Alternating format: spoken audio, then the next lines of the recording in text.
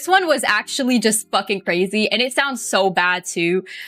When I said support Kingsman like it's supporting Israel, it was like I was saying the thing of like support, not specifically you supporting Kingsman is supporting Israel. It was the statement of support Kingsman or support Zaza. It's just, I thought saying like supporting this is just like, I thought it was ridiculous. That's why I said it. I honestly do regret saying it, but it was just like, I don't know. I guess it was just like in bad taste. But at the end of the day, you're like, guys, I am a Lebanese Arab. Like, I have 100% donated more. I even had, what do you call it? Not that this is an excuse, but... All right. So most of you probably already know the wild drama between Zaza, CeCe, and Kingsman, right? If not, this whole thing's gonna sound absolutely insane with zero context. Seriously, go back and watch the last video first. It actually matters. But for everyone who's caught up, or at least pretending to be, here's a quick rundown so no one's lost in the chaos. Now, we're not even starting with the main beef. We gotta talk about Zaza's tweets first. Because before anything else, someone needs to explain how she posted all that with full confidence. Like, what am I even looking at? Let's break it down. She kicks it off by apologizing for taking so long to respond, then immediately claims the JAMA situation got blown way out of proportion and should have been handled privately. Then she says she's taking accountability, but only for not swapping heroes, and follows it with a whole essay trying to explain why she wasn't actually wrong for staying on Widow. Zaza insists it was never about ego, never throwing, never intentional. She says it was scrims, it was her best hero, and that Kingsman's hero pool limited her options. She says she felt pressure, but maybe, just maybe, she should have swapped in hindsight. And look, I tried to read that with a straight face, but it still sounds wild. Then she brings up the prize pool like that somehow changes the whole story, saying everyone got paid, the situation was misunderstood, and that she wasn't rude, just stern. Like, really? She apologizes for her tone, but still insists she never insulted anyone. Then she switches gears and brings up her boyfriend, saying they didn't work together. But here's where it gets messy.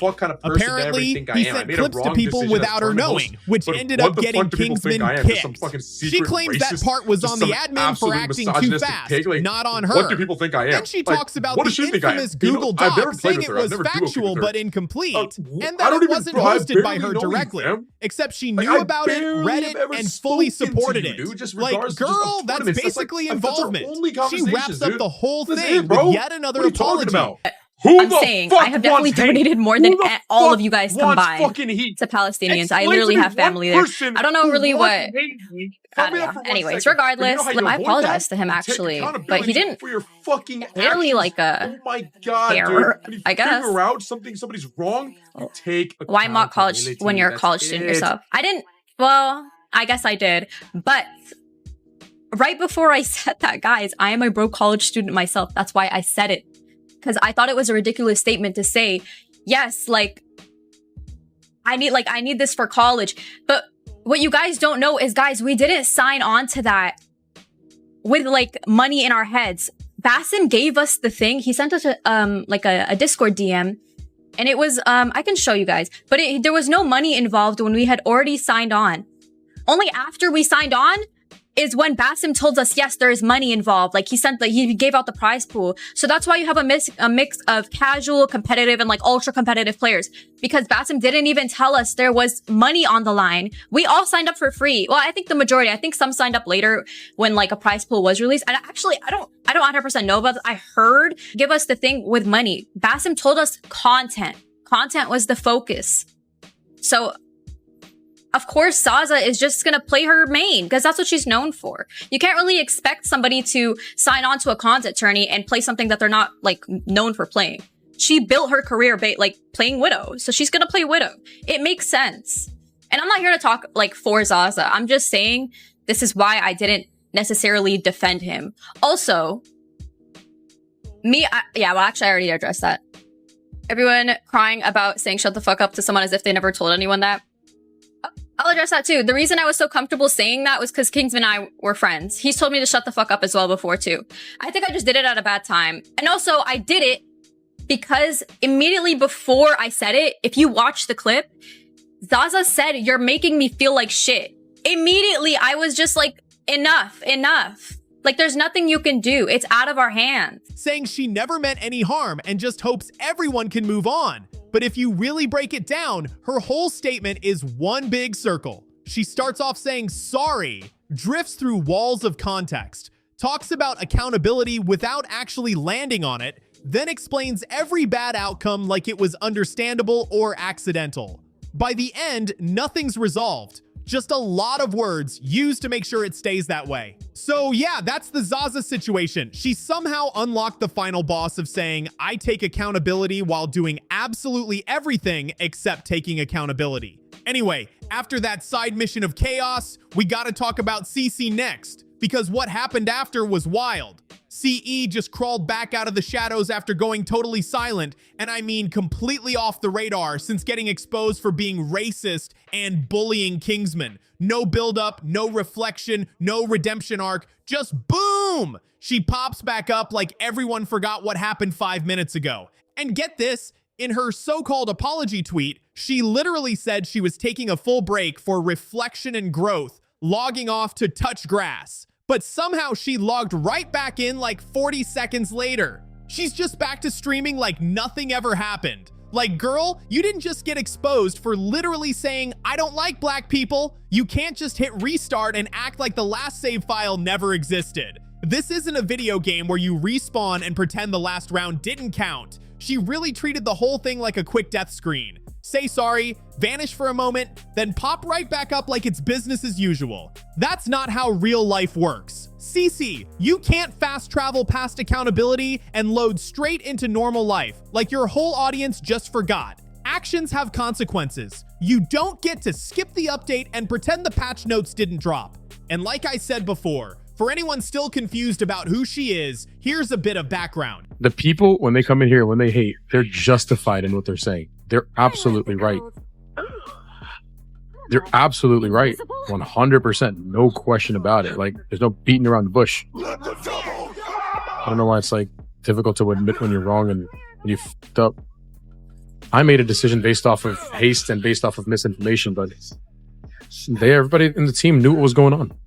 Everybody in this team knew what was going on, and the fact that nobody told me this, that's whatever. It doesn't matter. It doesn't matter. CeCe was a team captain in a big Marvel Rivals tournament with a $40,000 prize pool. Yeah, that much money on the line. She drafted Kingsman onto her team, then kicked them off for trying to actually win. And here's the real issue. This wasn't just a slip-up or one bad clip on stream.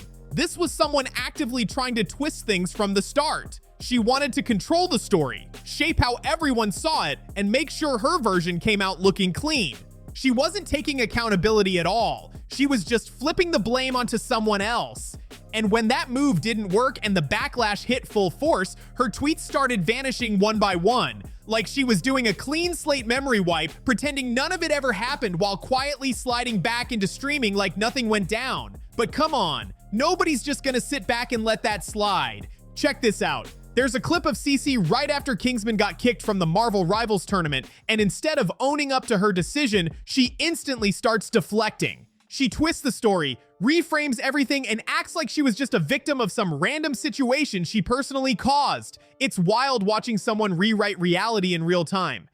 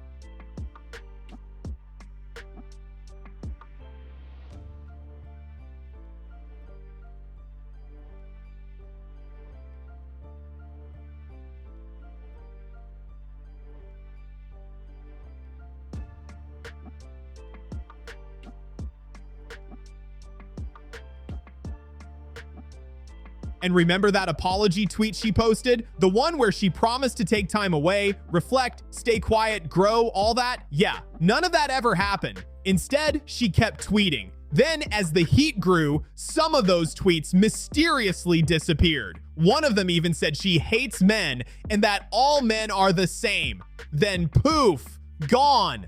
Next thing you know, more tweets vanish and suddenly her whole account goes private or maybe even deleted. Or both. Funny how the moment people start taking screenshots, the timeline suddenly needs privacy. So what does all this really say about CeCe? She's not just someone who misspoke once, she treats Twitter like her personal diary for hate and chaos, then panics when people actually read it. She doesn't take responsibility, she relocates it. She doesn't reflect, she deflects. That's her whole pattern. Every single time something explodes, suddenly it's someone else's fault. The admins, the timing, the context, the audience, even the person who got kicked. Deflection might as well be her superpower, because accountability, that's her kryptonite. Once you understand that, her behavior toward Kingsman starts making perfect sense. The moment someone challenged her control or refused to play along, she didn't deal with it like an adult. She turned it into a full-on blame-shifting performance. She hoped the drama would just disappear if she talked long enough or deleted fast enough. And if you've been watching this train wreck unfold like a live self-sabotage speedrun, you already know what to do. Hit that like button, subscribe, because this mess, it's still not over. Now look at what's happening on TikTok. People are calling the situation out crystal clear. Viewers are saying Kingsman was their best player, that kicking him was a dumb move, that the blame couldn't be more obvious. And CeCe's response? She fires back with, "He did it to himself." That right there sums up her entire mindset. No pause, no reflection, no, maybe I handled that wrong. Just straight to blaming the same person she helped push out.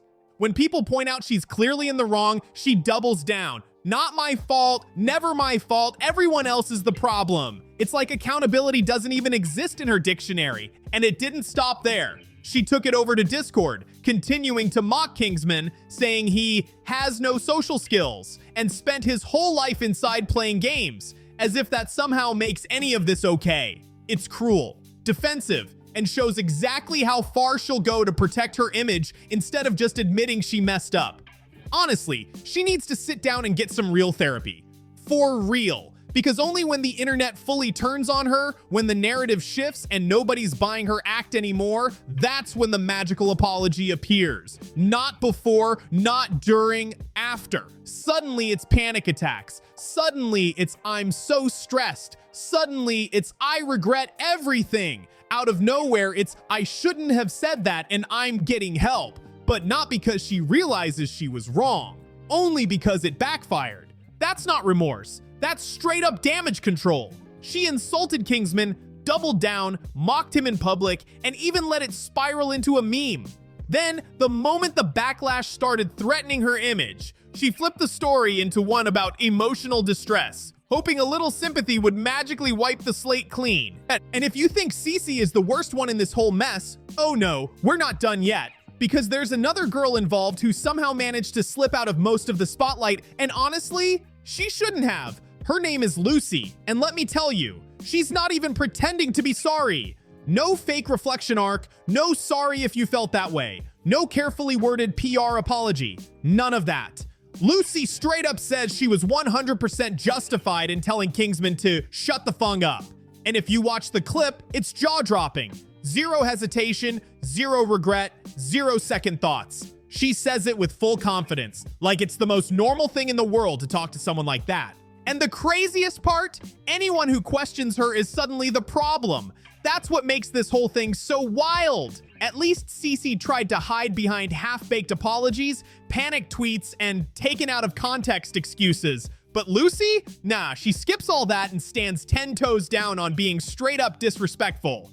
After watching that clip, calling her a gaslighting megaboss isn't even an exaggeration. It's just the truth. She goes live on stream and literally says, "Support Kingsman the way you support Israel." That's a direct quote, straight out of her mouth, no mystery, no hidden meaning, no double talk, just raw and reckless. And then right after dropping that bomb, she tries to flip it. she suddenly shifts gears, dissecting her own words like she's defending a thesis paper. All of a sudden, it's not what she meant, or it's being taken out of context, or somehow everyone else is the one who doesn't understand what she said. Like, come on, that's classic spin.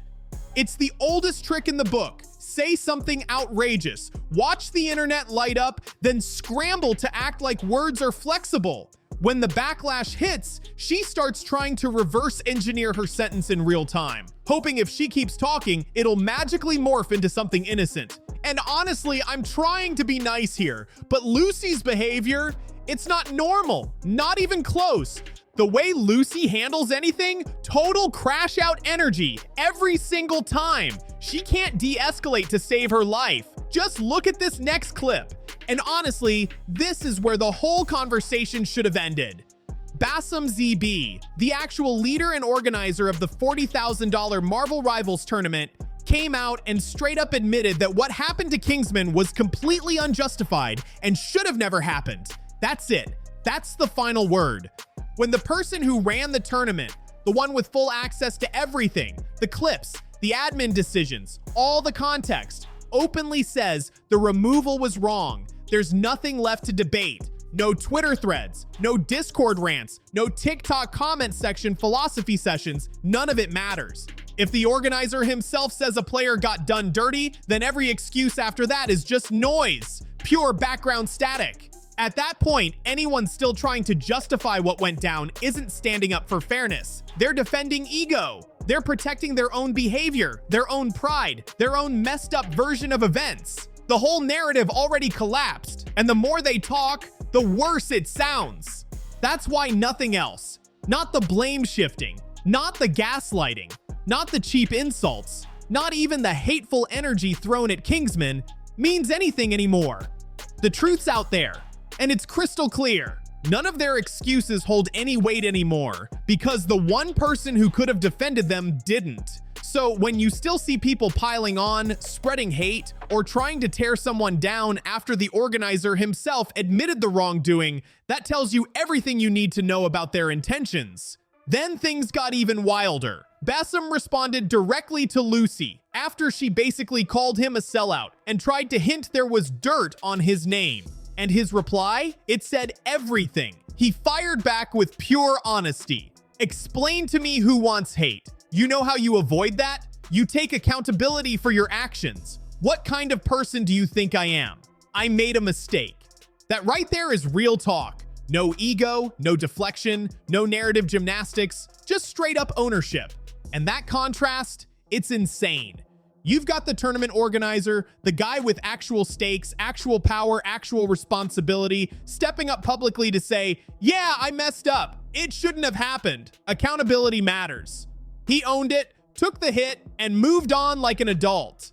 Meanwhile, the ones who actually caused the chaos can't even bring themselves to do the same. They keep dodging, deleting, and deflecting like accountability is some kind of personal attack. That's the difference right there. One person understands mistakes happen, and the only way forward is to own them. The others, they hear the word accountability and act like it's an insult. Like artist C. Marks once said, the biggest L you can take is not taking an L. And that's the real truth here. At the end of the day, Bassam was the only person in this entire situation who actually took accountability. Yeah, full stop. One person owned the mistake, admitted it shouldn't have happened, and accepted the criticism like an adult. No excuses, no spinning some new narrative, no fake victim act, just raw honesty.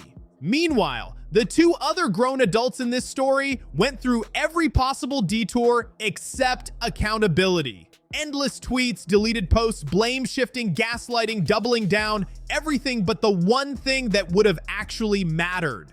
A real apology.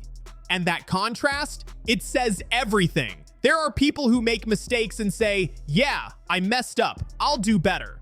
Then there are people who make one mistake and spend the rest of their lives making worse ones just to avoid admitting the first. They rewrite reality, twist stories, attack others, pile on, escalate, not because they're right, but because their ego can't handle being wrong. And the funniest part? Everyone can see it. You can tweet through it, delete through it, stream through it, but you can't outrun the truth. People know what happened. Now that everything's out in the open, it's time for the internet to make its call. And honestly, the verdict's already clear. This whole situation exposed who's real and who's not, who owns up and who hides behind chaos. And as far as the tournament scene goes, let's be real. It's about time these organizers take a stand. Players like CeCe, Zaza, and Lucy shouldn't be anywhere near future events until they learn what accountability actually means. They're doing this on purpose, and let's be clear, this isn't some hate mob. This isn't people being unfair or too harsh. This is the internet recognizing a pattern of behavior and calling it exactly what it is. Not a mistake, not a misunderstanding, not bad luck, a pattern. And honestly, it's almost funny when you really think about it. All Kingsman did was politely say he wanted to win. He just asked the 0 to 5 Widow player to swap heroes during a competitive tournament, and somehow that tiny reasonable request turned into a full-blown meltdown. Like, how does it even escalate to this level?